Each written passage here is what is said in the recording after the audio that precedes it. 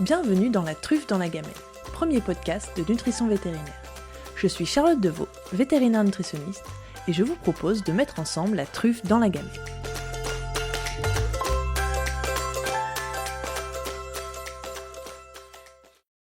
Notre invitée du jour est Isabelle Le Sceau. Elle est directrice générale France de Partner in Pet Food. Partner in Pet Food est une entreprise européenne qui possède 12 usines de production de pet food sec et humide dans 10 pays différents. Elle produit 800 000 tonnes de pet food chaque année qu'elle vend dans toute l'Europe. Après sa formation initiale d'ingénieure agroalimentaire, Isabelle a commencé par travailler du côté recherche et développement et qualité. Elle s'occupe maintenant de la vente et va pouvoir tout nous dire sur les croquettes que l'on trouve partout en magasin. Bonjour Isabelle. Bonjour Charlotte. Merci d'avoir accepté de venir sur ce podcast. C'est un plaisir. Alors j'ai une première question qui est, est-ce qu'il y a des différences entre les croquettes en Europe ? Oui, il y a forcément des différences entre les croquettes parce que nous sommes nombreux à fabriquer les croquettes, même si nous suivons les mêmes législations, les mêmes règles, principalement des cahiers des charges très similaires, il y a des différences entre les différentes croquettes en Europe. Et il y a des tendances dans certains pays qui vont être différentes qu'en France, par exemple ? Alors, quand on parle croquettes, en fait, on parle du pet food de manière générale. Et effectivement, il y a des pays où on va avoir des animaux qui vont être nourris majoritairement à la croquette et d'autres pays où on a tendance à utiliser plus de produits humides, comme des boîtes ou comme des pochons. Et en France, on est plutôt quoi ? On est plutôt croquettes. D'accord, on est le pays de la croquette. On est le pays de la croquette, tout à fait. Parfait. Alors, ça va être quoi les ingrédients qui vont être utilisés dans la fabrication de ces croquettes ? Alors, dans le pet food et dans les croquettes en particulier, on a avant tout des protéines animales qui sont présentes sous forme fraîche ou sous forme de farine. On a beaucoup de céréales aussi qui sont utilisées, du blé, du maïs, du riz. On a des coproduits de céréales. On peut avoir des légumes, on peut avoir divers ingrédients qui apportent des fibres et on a bien sûr des ajouts de vitamines et de minéraux qui permettent de garantir que le produit soit complet. Et c'est les mêmes machines quand on va mettre des produits humides ou si on va mettre que du sec ? Non, les machines sont différentes. Dans les usines, en fait, on a en règle générale des usines qui sont spécialisées soit en fabrication d'humide, soit en fabrication de sec. D'une part, la manipulation et le type de matière première ne sont pas les mêmes dans ces deux types de procédés. Et d'autre part, effectivement, les machines, l'outil industriel n'est pas le même. Même si on a une base commune qui est la base de l'extrusion.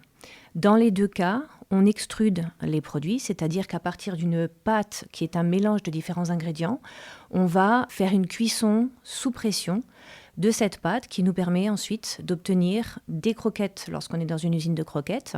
Et lorsqu'on est dans une usine qui fabrique de l'alimentation humide, on obtient des sortes de petits boudins de mélange viandeux qui ensuite vont être cuits et découpés pour arriver à faire de l'alimentation humide, soit en boîte, soit en pochon ou autre. Donc dans les sachets, les petits morceaux de viande en gelée, en fait, c'est extrudé. C'est également extrudé, tout à fait. Et il y a des croquettes dans lesquelles il y a des produits frais ? Alors il y a des croquettes avec viande fraîche. Donc il s'agit en fait, dans un mélange d'ingrédients secs, d'incorporer, d'injecter de la viande qui est fraîche sous forme de pâte, on appelle ça un slurry, qui est injecté juste avant l'extrusion. On a, avant l'extrusion, avant l'extrudeur, on a ce qu'on appelle le préconditionneur qui permet le mélange des ingrédients et dans lequel on peut ajouter de la matière plus ou moins liquide et donc on peut injecter de la matière grasse, on peut injecter également à cet endroit-là le slurry. Et quand tu dis viande, j'avais retenu que viande, c'était juste pour le muscle squelettique uniquement ? Exactement. Lorsqu'on fait des allégations sur le packaging, on ne peut pas faire l'allégation viande sans qu'il y ait vraiment de la viande musculeuse, du muscle, utilisée comme matière première dans le produit. Sinon, on peut utiliser d'autres allégations. Par exemple, on peut dire que le produit est riche en poulet frais lorsqu'on utilise, par exemple, des coproduits frais à base de poulet. Donc là, on utilise le terme viande pour que les gens comprennent qu'on parle des produits animaux, mais sur le paquet, si on met le terme viande, c'est qu'on a mis que du muscle. Exactement. Les déclarations qu'on peut faire en pet food sont très régulées. Malheureusement, pas toujours respectées. Surtout sur Internet. C'est vrai. Et vos fournisseurs d'ingrédients, vous allez vous fournir où ? Alors, on va se fournir à peu près partout en Europe à partir du moment où on identifie des fabricants, des fournisseurs de matières premières qui soient déjà qui permettent de garantir la disponibilité des ingrédients, D'autre part, qui correspondent à un cahier des charges qualité, c'est-à-dire qui vont respecter certaines normes, qui vont également respecter ce qu'on attend d'une matière première, d'un point de vue profil nutritionnel, et qui vont le respecter de façon continue. Ce qu'on cherche avant tout, c'est avoir des matières premières qui soient le plus stables possible, de façon à avoir des produits finis ensuite qui soient le plus stables. Mais lorsqu'on parle matières premières, on a principalement, ce qui nous vient à l'esprit, c'est les viandes, les farines de viande ou les céréales, mais il ne faut pas oublier qu'on a aussi toute la partie packaging. Donc on est aussi très à cheval sur les normes et sur les cahiers des charges qui sont respectés ou non par les fournisseurs de packaging. Et on a les mêmes contraintes, le même type de contraintes de vérification, d'audit, d'analyse de fournisseurs de packaging que celles qu'on a sur les matières premières. Ce ne sont pas juste les mêmes paramètres qui vont être évalués. Donc vous allez devoir auditer, vous allez chez vos fournisseurs, vous allez auditer pour vérifier qu'ils vont vous fournir des bonnes matières premières. Tout à fait. Alors là, je parle au nom de Partner in Pet Food, mais il est évident que mes collègues dans l'industrie ont ce même type de process. Nous avons des équipes dédiées, des équipes d'acheteurs qui ont une sous-équipe qualité qui fait d'abord, alors non seulement une recherche des fournisseurs potentiels, une vérification administrative sur le papier de ce que ces fournisseurs sont capables de faire, et ensuite une visite dans les différentes usines de ces différents fournisseurs, de façon à pouvoir vérifier que les normes de sécurité alimentaire, de sécurité humaine soient bien respectées. C'est rassurant. Quels vont être les processus qui vont être mis en place pour garantir la sécurité alimentaire des croquettes ? Alors justement, la vérification des matières premières, c'est une première étape. On ne fait rentrer dans l'usine que des matières premières de fournisseurs qui sont validés, agréés par nous, donc audités, testés. Et ces matières premières, lorsqu'elles rentrent dans l'usine, elles sont vérifiées. Donc on a des plans d'analyse sur les matières premières, les produits semi-finis, mais aussi les produits finis, d'un point de vue quotidien, à chaque production. On analyse certains paramètres pour lesquels on a les résultats immédiats. Et on a aussi un plan d'analyse mensuel, annuel, qui nous permet d'être sûr qu'on vérifie tous les paramètres, donc commençant par tout ce qui est évidemment profil nutritionnel, niveau de protéines, matières grasses, etc. Mais également tout ce qui est un peu plus technique et qui demande d'utiliser des laboratoires extérieurs, comme la contamination microbienne, les mycotoxines. Tout ça, c'est vérifié de façon très organisée, avec des fréquences définies, en fonction des niveaux de risque qui sont définis sur les matières premières et sur les produits finis, de façon aussi à être sûr que chaque fournisseur, chaque produit, chaque variante de chaque produit soit testée de façon suffisamment fréquente tout au long des cycles de production, donc tout au long d'une année par exemple de production. Donc tu veux dire que quand je trouvais mon fils en train de manger dans la gamelle des croquettes du chat, il n'y avait pas trop de risques ? Normalement, on fait tout ce qu'il faut pour minimiser ces risques, évidemment. Le risque zéro n'existe jamais, c'est aussi valable pour l'alimentation humaine. Les différentes crises qu'on peut voir prouvent bien que le risque zéro n'existe pas. Mais notre rôle en tant qu'industriel, c'est de faire en sorte de mettre en place tous les points de contrôle qui nous permettent de garantir que nous faisons tout ce que nous pouvons faire pour réduire ces risques. Et vous avez une échantillothèque, si par exemple quelqu'un tombe malade, vous allez pouvoir remonter le... C'est un point très très important d'ailleurs. Une des premières choses qu'on fait si nous avons une suspicion sur la qualité d'un produit, c'est de retourner dans notre échantillothèque, donc de faire un exercice de traçabilité pour identifier, pour analyser le produit, l'échantillon que nous avons gardé, pour pouvoir confirmer ou infirmer qu'il y a un problème. Parce que les gens ont souvent tendance à incriminer la nourriture et souvent quand on analyse, c'est pas forcément ça, mais il faut pouvoir le prouver. C'est évidemment ça. Alors, on a des cahiers des charges très précis par rapport au profil nutritionnel des produits. On a également une veille constante sur les réclamations consommateurs. Donc, lorsque nous avons des retours consommateurs, c'est traité, analysé, archivé. On analyse aussi la redondance des réclamations. Il est évident que 9 fois sur 10, je dirais même dans la plupart des cas, les réclamations ne sont pas forcément liées à une réalité. Les réclamations sont liées à, comme tu dis, une perception de mon animal ne va pas forcément bien parce qu'il vient de manger ses croquettes. Oui, sauf que si c'est comme mon chien qui va manger tout ce qu'il trouve dans le jardin, en fait, l'impact de la croquette est plutôt faible par rapport à l'impact de tout le reste, finalement, de la vie de l'animal. Mais notre rôle en tant qu'industriel, c'est de prendre au sérieux chaque réclamation, chaque retour client qu'on a, par le biais de nos distributeurs, et de les analyser et de vérifier si oui ou non la croquette ou le produit incriminé a un défaut ou pas. Donc les clients vont faire le retour à la marque et la marque vous remonte à vous. Voilà, alors dans mon cas, oui, puisque je suis fabricant principalement de marques distributeurs. Donc le client fait un retour à son distributeur, donc une de nos grandes surfaces préférées, qui ensuite nous transmet la réclamation. C'est des procédés qui sont, je veux dire, rodés, mais qui existent depuis de nombreuses années, qui nous permettent d'avoir des retours très rapides, parce que souvent, quand il y a une problématique, ce qui compte, c'est le facteur temps. On ne peut pas se permettre de traiter une réclamation 3 mois après, surtout si la vie d'un animal est en jeu ou si on a eu une problématique sur tout un batch de production qui est parti à la vente. Quel test de qualité vous faites sur les croquettes ? Alors, on teste différentes choses. Donc, comme je le disais, on teste tout ce qui est paramètres nutritionnels. Ça, on peut le faire à l'usine et à l'extérieur de l'usine, c'est-à-dire protéines, matières grasses, fibres, cendres. Ça fait partie du kit, on va dire, de tests quotidiens que nous pouvons faire en direct à l'usine. Sur les croquettes lorsqu'elles sont en cours de fabrication, mais également une fois qu'elles ont été fabriquées. Évidemment, on doit répondre à un cahier des charges. Le client, il veut une croquette avec ce taux de protéines et ce taux de matières grasses. On doit être sûr que c'est ce qu'on va lui vendre.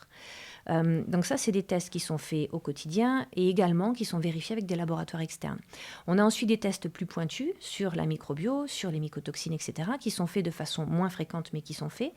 Et on a également tout ce qui est la partie un peu moins factuelle, mais plus sensorielle, donc tout ce qui est test organoleptique. Sur nos produits, on a une grosse partie de visuel ou d'odeur qui va devoir, elle aussi, correspondre non seulement à un cahier des charges, mais également correspondre à ce qui va être consommable par l'animal.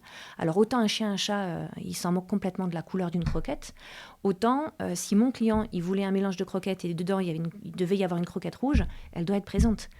Donc il est très important pour nous, lorsqu'on fabrique les produits, de vérifier que le bon nombre de croquettes est là, qu'elles ont la bonne taille, qu'elles ont la bonne couleur, la bonne densité, la bonne odeur, le bon toucher. Donc tout ce qui est paramètres sensoriels va être analysé également. Évidemment, tous les jours en usine, en fait, tout ce qui sort de l'usine, le lendemain matin est forcément vérifié et validé pour autorisation de vente, en quelque sorte. C'est ce qu'on appelle un positive release. Et en plus de ça, on fait de façon très fréquente des analyses dans des laboratoires externes, ce qu'on appelle des tests. Alors, on appelle ça un peu de façon très restreinte des tests d'appétence, mais en même temps, ce ne sont pas vraiment des tests d'appétence. L'appétence, c'est la mesure de la satisfaction de l'animal lorsqu'il va manger le produit. C'est un paramètre qui est très important, mais autour de ça, on a énormément d'autres paramètres qui doivent être testés et mesurés. La satisfaction du consommateur lorsqu'il va ouvrir son paquet de croquettes et lorsqu'il va sentir le produit. Le visuel, le toucher, est-ce que c'est trop gras, pas assez gras, trop poussiéreux, pas assez poussiéreux. Donc on fait ce qu'on appelle maintenant des tests in-home, c'est-à-dire que non seulement on va mesurer la satisfaction de l'animal lorsqu'il va manger le produit, mais on mesure également la satisfaction du maître. Donc il y a tout un questionnaire qui doit être rempli pour pouvoir vérifier que le produit entraîne la satisfaction du couple parent d'animal et animal. Donc à l'usine, il y a des humains qui testent qu'il y a bien les bonnes couleurs de croquettes, le bon nombre de croquettes, oui. L'odeur des croquettes. À l'usine, nos responsables qualité, nos équipes qualité, ça fait partie de leur travail quotidien de vérifier que ce qu'on fabrique correspond bien à un cahier des charges. Et dans le cahier des charges, il y a la couleur, l'aspect, la taille, etc. Donc il y a des renifleurs de croquettes professionnels.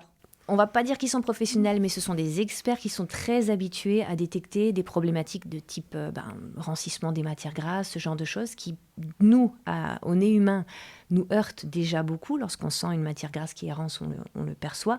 Alors imaginez pour un chat, ça peut être rédhibitoire. Donc oui, nous sommes au quotidien amenés à vérifier la qualité des croquettes sur ces différents critères. C'est très drôle. Comment on développe une recette de croquettes ? Alors, le point de départ d'une recette de croquettes, c'est un cahier des charges. C'est faire en sorte que nous répondons aux besoins de nos clients qui nous demandent de développer un produit particulier. Alors, évidemment, on ne parle pas d'une feuille blanche, on parle d'une base, finalement, qui correspond à ce qui va être nutritionnellement bon pour l'animal. On est tous, en tant qu'industriels, régis par la même législation. On suit tous les mêmes codes, d'ailleurs qui s'appellent les codes de bonne pratique, et les guidelines nutritionnelles, et qui nous indiquent et qui nous guident sur les quantités minimales et maximales de tous les nutriments qui doivent être présents dans la recette.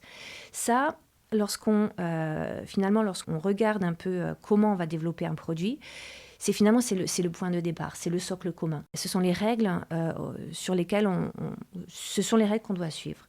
À partir de là, le cahier des charges de notre client va nous dire qu'il veut un peu plus de protéines, un peu moins de matière grasse, un peu moins de fibres, etc.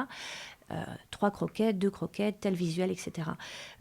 Mais on élabore au final un produit sur cette base-là, le socle de ce qui est nécessaire pour l'animal et ensuite ce qui est attendu par notre consommateur en fonction du produit aussi qu'il veut vendre. Il est évident qu'un produit qui s'adresse à un chaton ou un produit qui s'adresse à un chat senior n'est pas le même. On doit prendre en compte ça aussi et ça aussi c'est réglementé. Parce que des études ont été faites, qui nous permettent de savoir quels sont les besoins spécifiques de tel animal à tel niveau de vie ou de tel animal avec telle particularité physique. Un chat en surpoids, un chien avec une très forte activité n'ont évidemment pas les mêmes besoins nutritionnels. Mais vous, donc toi, ton entreprise ne va pas créer de recettes. C'est toujours, donc toi, tu travailles avec les marques distributeurs. C'est toujours eux qui vont venir te voir et qui vont te dire, moi, je veux créer ça. Toi, tu crées pas, tu n'as pas un catalogue à toi. Alors, on a un catalogue à nous. On a un catalogue de recettes, énormément de recettes, parce que au final, on part souvent de recettes qui sont existantes. Le client nous amène une demande de spécificité finalement. Il veut être, par exemple, plus spécifique parce qu'il va vouloir développer un produit sans céréales. D'où nous, dans notre catalogue de recettes, nous avons des versions sans céréales, mais ayant différents profils nutritionnels. Donc on va discuter avec nos clients de ces attentes. Ce qu'il faut savoir, c'est que très souvent, le client n'a pas forcément très conscience des contraintes qu'il faut ou qu'il y a pour pouvoir satisfaire l'animal. Et nous, c'est notre rôle. En tant qu'industriel, on a beaucoup ce rôle-là de conseil pour être sûr que l'animal soit maintenu en bonne santé. Parce que c'est peut-être un point, je pense, qu'il faut souligner. C'est qu'une particularité du pet food, et tu le sais sans doute, c'est qu'un animal qui est nourri à la croquette, avec un type de croquette donné, peut être nourri avec ce type de croquette pendant toute sa vie.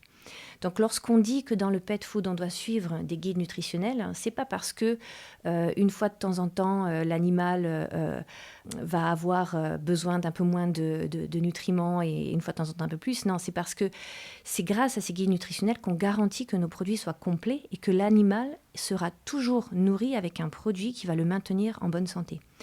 Et ça, c'est complètement différent par rapport à l'alimentation humaine. Et ça, on ne s'en rend pas forcément compte. Mais toi et moi, à midi, le matin, le soir, chaque jour de la semaine, on mange de façon variée. On mange différents produits. On mange de façon variée même au fil de l'année, en fonction des saisons. Et finalement, ce mélange de choses que nous mangeons nous apporte ce dont on a besoin pour être en bonne santé. Un animal peut être nourri à la même croquette toute sa vie. Si cette croquette a une carence, même en un seul nutriment, en une seule vitamine, il peut avoir sa vie mise en danger. Donc nous, on a cette responsabilité-là en tant qu'industriel. À partir du moment où on vend des aliments qui sont complets, ça sous-entend que si l'animal est nourri avec cet aliment toute sa vie, on a ce devoir-là de faire en sorte que l'aliment soit équilibré et permette au chien ou au chat d'être en bonne santé. Je te rassure, nous, on mange varié, mais on est tous carencés. Et moi, je fais souvent le parallèle en fait, avec les laits pour bébés, parce que je pense qu'en humaine, c'est le seul produit industriel qui est complet. Et quand les gens me disent « Ah oui, mais on ne mange pas industriel », en fait, beaucoup d'enfants et de bébés mangent industriel, un produit complet, et ce serait ça qui pourrait se rapprocher le plus d'une croquette. C'est tout à fait ça. Sauf que pour un produit pour bébé, ça dure quelques mois de la vie de l'enfant. Et là, pour l'animal, ça dure toute sa vie. Moi, le premier chien que j'ai eu, je l'ai nourri avec la même marque de croquettes, juste avec les différents variants puppy, adulte et senior, de ses 3 mois où il est arrivé chez moi jusqu'à ses 14 ans où il est mort. Il a quand même tenu 14 ans, c'est que tu as fait un du bon beagle, c'est pas mal, hein. Ouais. Et du coup, quand vous dites, par exemple, on va faire un aliment pour un animal qui doit perdre du poids ou qui est senior, est-ce qu'il y a des nutritionnistes dans votre équipe qui vous aident à formuler ça ? Oui, tout à fait. On a des nutritionnistes, on a des vétérinaires, on s'appuie énormément aussi sur les recherches.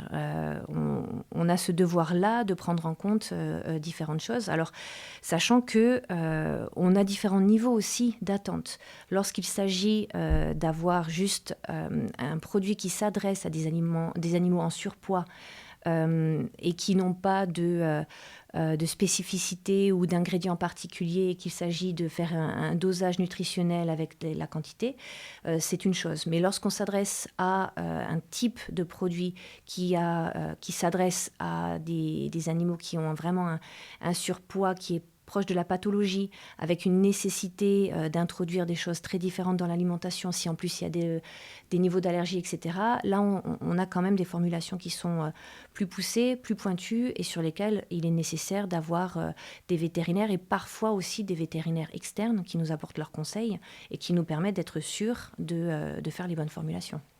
Sans transition, rien à voir, je voulais te parler de l'impact environnemental du pet food. Qu'est-ce qui est fait au niveau des usines à ce sujet ? Est-ce que c'est un sujet qui vous touche, sur lequel vous travaillez ? Oui. C'est évidemment un sujet qui nous touche. Alors, c'est pas forcément quelque chose qui est nouveau. On en parle plus depuis plusieurs années, mais il faut savoir avant tout, et malheureusement, notre monde tourne autour de l'économie. Lorsqu'on parle d'impact environnemental, on parle beaucoup de gaspillage de matières premières, gaspillage d'énergie, etc. Une usine, pour qu'elle tourne de manière efficace, il faut réduire le gaspillage. Donc, d'un point de vue industriel, de toute façon, une usine qui tourne bien est une usine où il y a très peu de gaspillage. L'avantage et l'intérêt qu'il y a maintenant à avoir plus cette attention sur l'environnement, c'est qu'on a tous été poussés à aller chercher plus loin, à comment réduire notre impact sur le climat. Donc forcément, on est très concerné par la loi AGEC, on est très poussé par nos clients aussi pour mettre les choses en place. Alors heureusement qu'on n'a pas attendu d'être poussé par l'externe et qu'on a déjà mis des choses en place, mais ça nous pousse dans des directions qu'on n'aurait pas forcément eu le courage ou l'audace de suivre plus tôt. Par exemple, je prends la recyclabilité des packaging.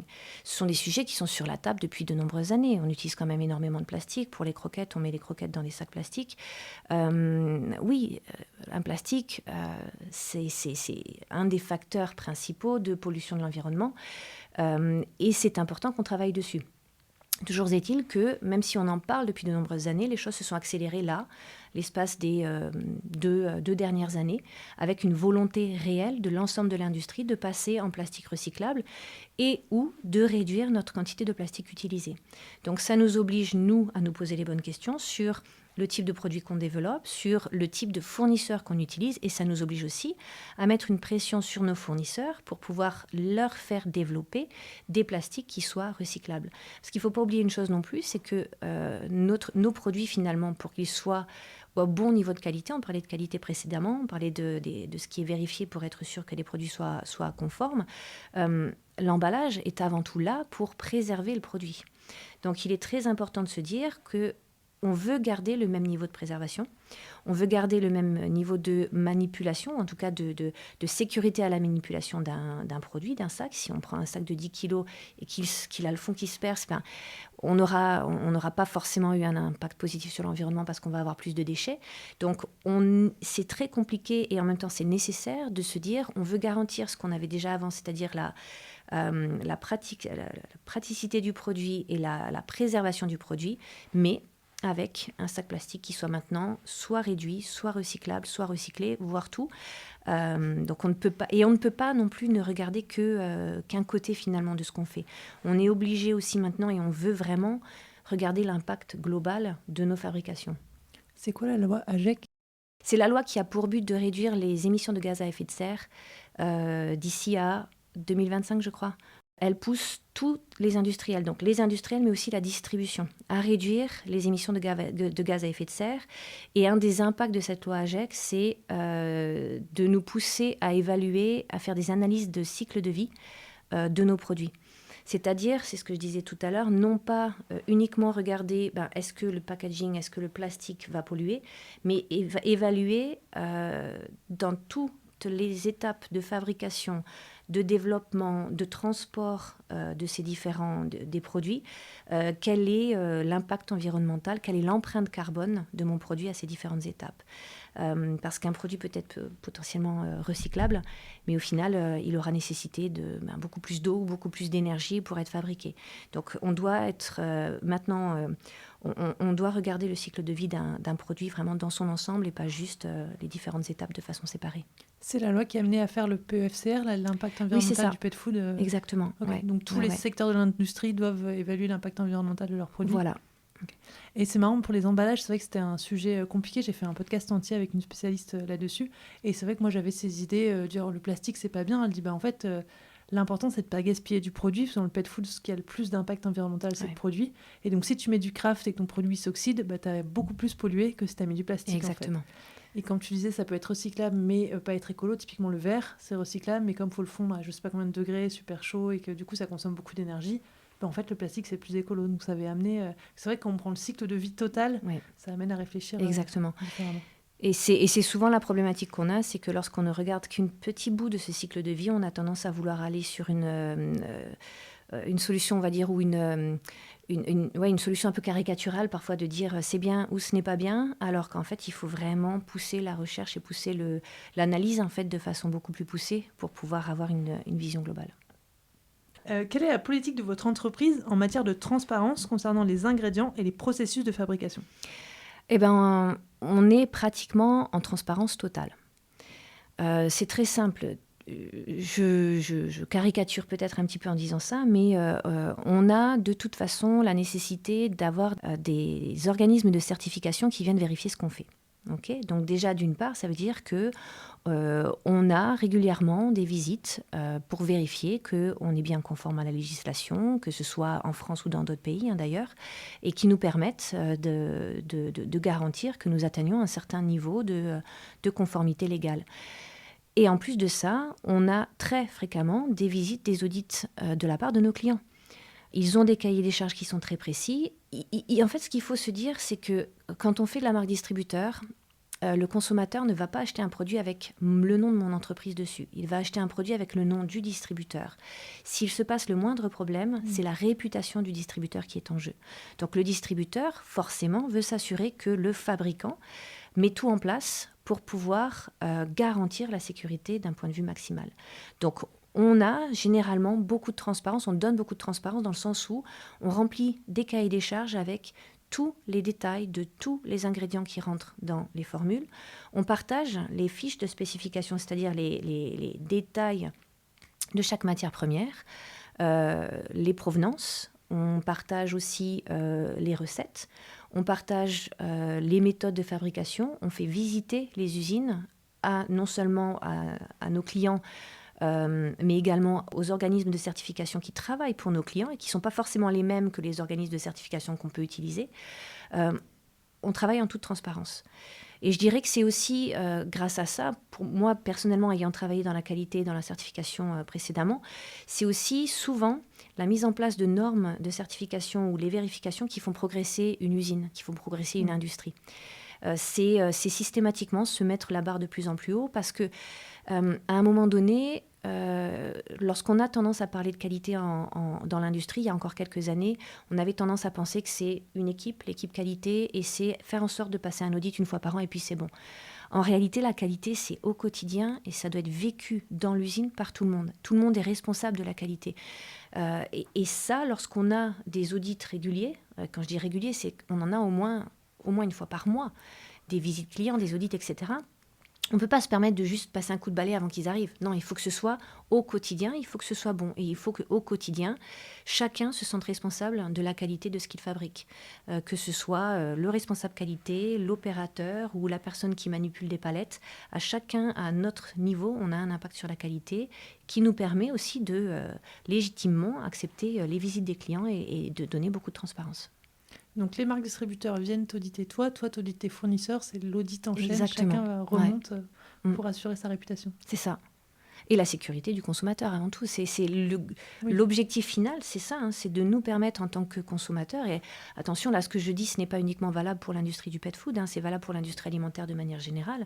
La raison pour laquelle on peut aller en supermarché ou dans un magasin spécialisé, acheter des produits et s'en nourrir sans avoir à se demander si on va être malade ou pas, c'est parce qu'il y a tous ces systèmes qui sont en place depuis de nombreuses années, hein. Mais d'ailleurs, à cause de ça, les gens ont totalement perdu la notion de sécurité sanitaire. C'est-à-dire que maintenant, la nourriture est tellement sûre, ça n'arrive tellement plus qu'on s'intoxique, que plus personne ne sait qu'il ne faut pas manger une boîte de conserve gondolée, plus personne ne sait que la viande est contaminée. Et on est dans un monde où ça n'arrive tellement plus qu'on a perdu la notion de risque. C'est vrai, c'est vrai. Vous faites trop bien votre travail. C'est rare que j'entende ça. Est-ce que vous avez déjà des problèmes, parfois des rappels de produits et comment vous gérez quand il y a eu un souci Ça peut arriver, comme dans toute industrie alimentaire et même non alimentaire, on peut avoir des retraits de produits lorsqu'il y a par exemple un doute. Retrait, rappel, la différence, un retrait c'est juste qu'on estime qu'il y a une problématique mais qui n'est pas dangereuse pour la santé du consommateur et donc on sort le produit des rayons. Mais les produits qui ont déjà été vendus restent chez le consommateur final.